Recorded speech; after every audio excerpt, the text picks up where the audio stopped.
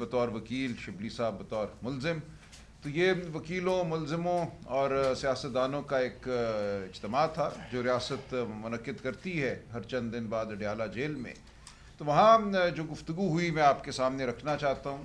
خان صاحب نے بڑے شگاف الفاظ میں کہا کہ ہم بالکل مضبوطی سے اپنی جگہ کھڑے ہیں. مذاکرات کا عمل کوئی کسی کمزوری کی وجہ سے نہیں شروع کیا گیا تھا، وہ اس لیے شروع کیا گیا تھا کہ ہم چاہتے تھے کہ یہ قوم، یہ ملک سچائی کی جانب بڑھے. جو کچھ ہوا ہے اس ملک کے ساتھ پچھلے 2 سالوں میں وہ سب کے سامنے آ جائے. 9 مئی کی حقیقت کیا ہے، اس دن کتنے لوگ شہید ہوئے، کتنے لوگوں کو گرفتار کیا گیا. ایک دن میں 10,000 لوگوں کو پکڑا گیا پورے ملک میں، جن کا کوئی تعلق 9 مئی کے کسی اجتماع سے نہیں تھا. اس کے بعد جس طرح تشدد ہوا، ٹارچر ہوا، لوگوں کو ملٹری کسٹڈی میں رکھا گیا، ملٹری ٹرائل کیے گئے، پوری دنیا کی طرف سے مذمت ہوئی اور یہ عمل جاری رہا. کوشش یہ تھی کہ پی ٹی آئی کو بطور سیاسی جماعت اتنا کمزور کر دیا جائے کہ الیکشن میں یہ حصہ نہ لے سکے. اسی لیے الیکشن میں تاخیر کی گئی. جو الیکشن اپریل مئی 2023 میں ہونے چاہیے تھے یا زیادہ سے زیادہ نومبر 2023 میں ہونے چاہیے تھے، ان کو فروری 2023 میں کیا گیا. اس سے پہلے ہمارا بلے کا نشان چھینا گیا. تشدد جاری رہا. الیکشن کیمپین کے دوران ہمیں کیمپین نہیں کرنے دی گئی. ہمارے تمام اہم عہدیداران کو، کینڈیڈیٹس کو گرفتار رکھا گیا. جو کہیں کوئی اجتماع کرتا تھا وہاں آ کے لوگوں کو مارا پیٹا جاتا تھا. یہ ہم نے بھولنا نہیں ہے. اس کے باوجود 8 فروری کو پاکستان کی قوم باہر نکلی. ایک تاریخی فیصلہ پاکستان کی قوم نے دیا. جس طرح اس دن ووٹ پڑا، 2/3 اکثریت پاکستان تحریک انصاف کو حاصل ہوئی.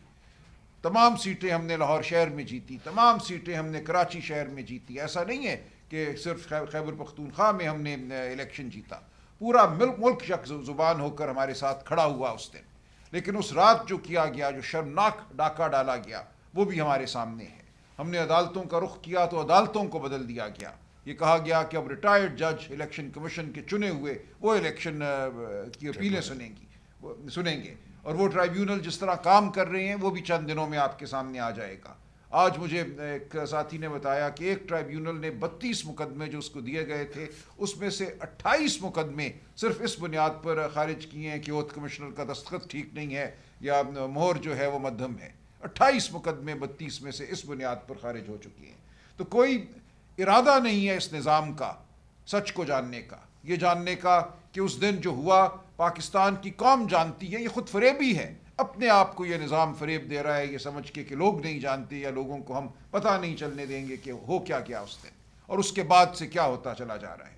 تو خان صاحب نے پھر دہرایا کہ ہم نے ایک دروازہ کھولا تھا مذاکرات کے ذریعے، ایک موقع دیا تھا اس نظام کو، اس تاریک نظام کو، اس جھوٹ اور فریب پر مبنی نظام کو کہ وہ اپنی درستگی کرے.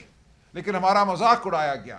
پریس کانفرنسز کی گئیں کہ یہ تو ہو ہی نہیں سکتا، یہ تو ہم مانیں گے ہی نہیں. اس لیے ہمارا بالکل واضح فیصلہ ہے کہ ہم کسی چوتھی نشست میں نہیں بیٹھیں گے. خان صاحب نے کہا کہ میری فی الفور ملاقات کرائی جائے مذاکراتی کمیٹی سے، ہم بیٹھ کر پھر فیصلہ کریں گے ہم نے کیا کرنا ہے. اور اس دوران اگر حکومت کی طرف سے الیکشن کمیشن اس کمیشن کے قیام کا اظہار ہوتا ہے، اعلان ہوتا ہے 9 مئی اور 26 نومبر کے حوالے سے، تو خان صاحب غور کر سکتے ہیں. لیکن یہ تبھی ممکن ہے کہ خان صاحب کے ساتھ مذاکراتی ٹیم کی میٹنگ ہو. اگر ایسا نہیں ہوتا تو کوئی امکان نہیں ہے کسی اور بات کا. خان صاحب کا فیصلہ بالکل واضح ہے اور دو ٹوک ہے. آج ہم نے خان صاحب کی جانب سے چیف جسٹس پاکستان اور سینئر جج کانسٹیٹیوشنل بینچ آف پاکستان کے نام 2 خطوط مرتب کیے ہیں. خان صاحب کو یہ آج اڈیالہ جیل میں پیش کیے گئے ان کے دستخط کے لیے. ہم ابھی منتظر ہیں کہ جیل سے دستخط شدہ یہ خطوط باہر آتے ہیں تو ان کو ارسال کر دیا جائے گا. لیکن اگر نہیں آتے تو ہم قوم کے نام ایک اوپن لیٹر کی شکل میں اس تمام مواد کو سامنے لائیں گے.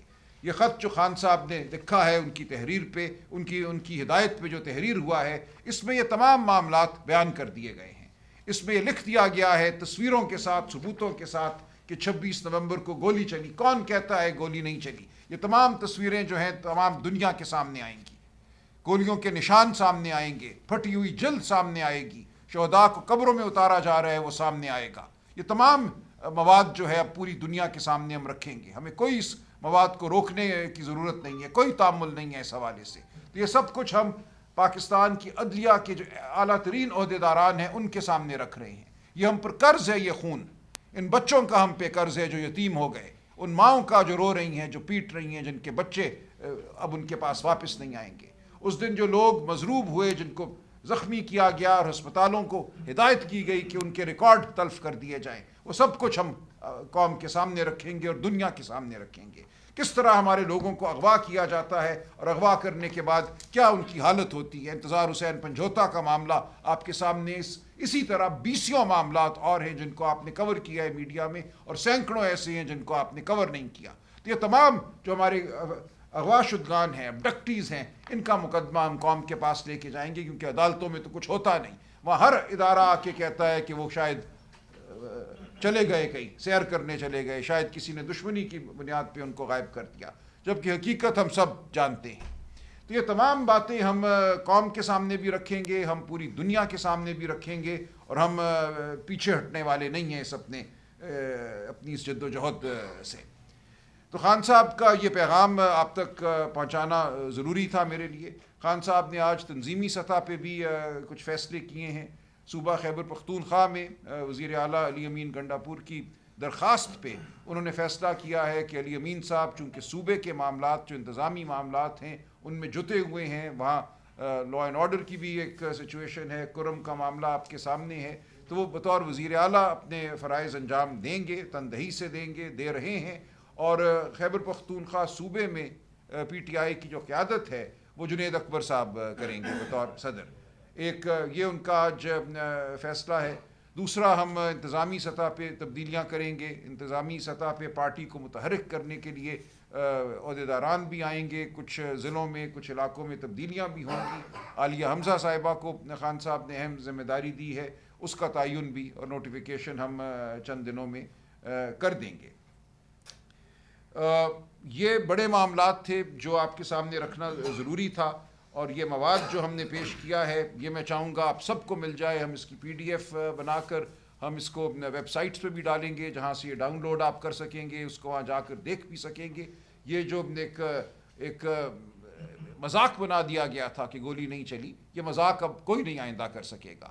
تو ہم اس بارے میں بالکل واضح ہیں، یہ حقیقت ہم قوم کے سامنے رکھیں گے اور دہراتے رہیں گے۔ شبلی صاحب۔ شکریہ جی۔ بسم اللہ الرحمن الرحیم۔ سلمان اکرم راجہ صاحب نے اکثر باتیں کر دی ہیں، میں اس میں یہ چیز ایڈ کرنا چاہتا ہوں کہ دیکھیں، پاکستان تحریک انصاف اس ملک کی سب سے بڑی سیاسی جماعت ہے، اس کا لیڈر اس ملک کا مقبول ترین لیڈر ہے۔ الیکشنز میں 8 فروری کو پاکستان کی عوام نے اس بات کا ثبوت دیا کہ وہ کہاں پہ کھڑے ہوئے ہیں۔ جو ہم کے ساتھ، ہمارے ورکرز کے ساتھ، ہماری لیڈرشپ کے ساتھ پچھلے 2-2.5 سال سے ہو رہا ہے، اس کی پاکستانی سیاست میں، پاکستانی سیاسی تاریخ میں اس کی نظیر نہیں ملتی۔ لیکن چونکہ ہم ایک سیاسی جماعت ہیں اور ہماری وجود کا مقصد اس ملک میں آئین اور قانون کی حکمرانی کو قائم کرنا ہے، ہم نے ہماری سیاست اسی محور میں گھومتی ہے، اور ہم جو بھی کر رہے ہیں، ہماری جو سیاسی جدوجہد ہے، اس میں ہم نے ماریں بھی کھائیں، شہادتیں بھی ہوئیں ہماری، اور ہر طرح کی ظلم و بربریت کا سامنا کیا۔ اس کا بنیادی مقصد یہی تھا کہ ہم ایک ایسی سیاسی جماعت جو کہ پورے پاکستان پہ حاوی ہے ان ٹرمز آف کوریج، کہ یہ ایک کسی علاقائی جماعت نہیں ہے، یہاں کے ہم نے ہر جگہ سے الیکشن جیتا ہے، ہماری نمائندگی ہے پارلیمنٹ میں بھی، ہم ایک بہت اہم حیثیت رکھتے ہیں، ہمارا مینڈیٹ چرایا گیا، اس کے باوجود ہماری جو اکثریت ہے وہ اتنا وزن رکھتی ہے کہ باوجود اس کے کچھ جسم کے حصے کاٹ دیے گئے ہیں، پھر بھی وہ ایک سب سے بڑی اور متحرک سیاسی جماعت ہے۔ پاکستان میں جو کچھ ہو رہا ہے اس کا اثر پاکستان کی معیشت پہ ہو رہا ہے، کیونکہ سیاسی عدم استحکام ہے۔ جب پارلیمنٹ مکمل نہ ہو، سینٹ میں ایک صوبے کی نمائندگی نہ ہو، پبلک اکاؤنٹ کمیٹی تو چلیں لے دے کے کل ہو گئی، لیکن ابھی بھی جو پارلیمنٹ ہے وہ مکمل نہیں ہے، اور ہم یہ سمجھتے ہیں کہ اگر اس ملک نے کوئی ترقی کرنی ہے یا اس ملک میں امن آنا ہے، اس ملک میں جو ہماری نوجوان نسل ہے ان کا کوئی مستقبل کی کوئی امید کی کرن نظر آنی ہے، تو وہ صرف ایک جمہوری عمل کے تحت ہو سکتی ہے۔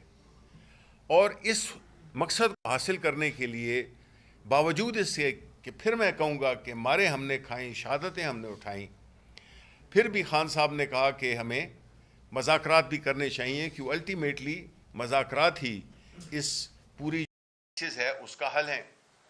لیکن یہاں پہ پھر کیا ہوتا ہے کہ جو حکومت جو کہ ایک اخلاقی جواز بھی نہیں رکھتی، وہ لیت و لال سے پہلے کام لیتی رہی، اس کے بعد مختلف بہانے، اس کے بعد پھر جب بن گئی چیز تو ہمیں آپ رائٹنگ میں دیں، وہ بھی دے دیا، ٹی او آرز بھی دے دیے۔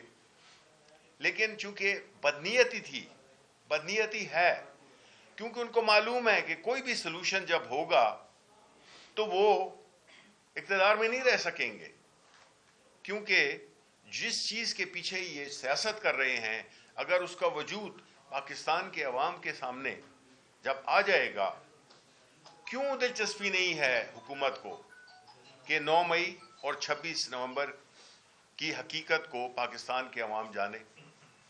ان کا جو بنیادی مقصد ہے وہ یہی ہے کہ یہ چیز جس کے پیچھے یا جس کے بلبوتے پہ یہ سیاست کر رہے ہیں یا اقتدار میں ہیں، وہ ان کا وہ ختم ہو جائے گا۔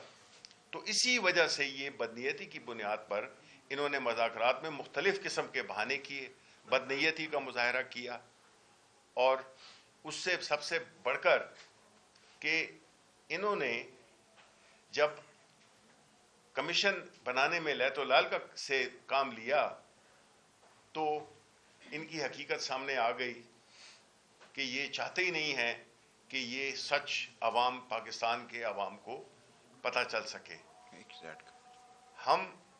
یہ ایک کانفلکٹ آف انٹرسٹ ہے ان کا، یہ کبھی بھی نہیں کریں گے، اور ابھی بھی ان کے پاس ٹائم ہے کہ اگر وہ یہ کمیشنز بنا دیں، اپنی نیت کا اظہار کر دیں، پاکستان کے عوام اس کو ویلکم کریں گے۔ اور اگر یہ نہیں کرتے تو اس کا مطلب یہی ہوا کہ یہ نہیں چاہتے کہ سچ سامنے آئے، اور جو سچ کو چھپانا چاہ رہے ہیں ظاہر ہے ان کی جو اخلاقی حیثیت ہے پاکستان کے عوام میں، ان کی سیاست تو ختم ہو چکی ہے، لیکن ابھی یہ اسی چکر میں کہ کسی بھی طریقے سے یہ سلسلہ چلتا رہے، یہ اسٹیٹس کو برقرار رہے، یہ اسٹیٹس کو برقرار رہے گا۔ ملک کو بہت نقصان ہوا ہے، نقصان ہو رہا ہے، اور نیشنلی انٹرنیشنلی ہم اس کی بہت بھاری قیمت ادا کر رہے ہیں۔ تو ابھی بھی ان کے پاس وقت ہے کہ اگر کچھ بھی ایک رمق بھی ہے اس کی، اس ملک کی لیے کوئی وہ رکھتے ہیں، تو وہ اس اسٹیٹس کو ختم کریں اور ایک ایسا ماحول کریٹ کریں جس سے کہ یہ ملک نارمل ہو سکے، کیونکہ نارمل نہیں ہوگا تو معاشی طور پہ، سماجی طور پہ، سیاسی طور پہ ہم کھڈے میں مزید دھنستے جائیں گے۔ بہت بہت شکریہ۔ میں ایک چیز ایک میں اضافہ کرنا چاہوں گا، ایک بات رہ گئی تھی جی۔ خان صاحب نے آج یہ بھی کہا کہ ہم تمام سیاسی قوتوں کی جانب ہاتھ بڑھا رہے ہیں۔ ہم نے شاید خاقان عباسی صاحب سے بات کی، ہم سندھ بھی جائیں گے، وہاں جی ڈی اے کی جماعتوں سے بھی ملیں گے، لیکن بہت ہی اہم بات جو آج خان صاحب نے کی، انہوں نے کہا کہ ہم بلوچ جو گمشدگان ہیں ان کے ساتھ کھڑے ہیں، ہم مہارنگ بلوچ سے بھی ملیں گے۔ ہم پاکستان کو، پاکستان کی عوام کو صحیح معنوں میں آزادی دلانے کے لیے ہر اس قوت کے ساتھ کھڑے ہوں گے جو اقدار کے لیے، ہمارے جو بنیادی حقوق ہیں ان کے لیے لڑ رہی ہے۔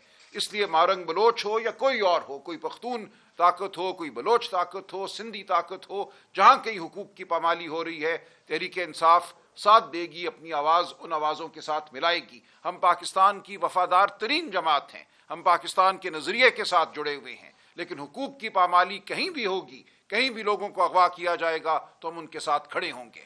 بہت شکریہ۔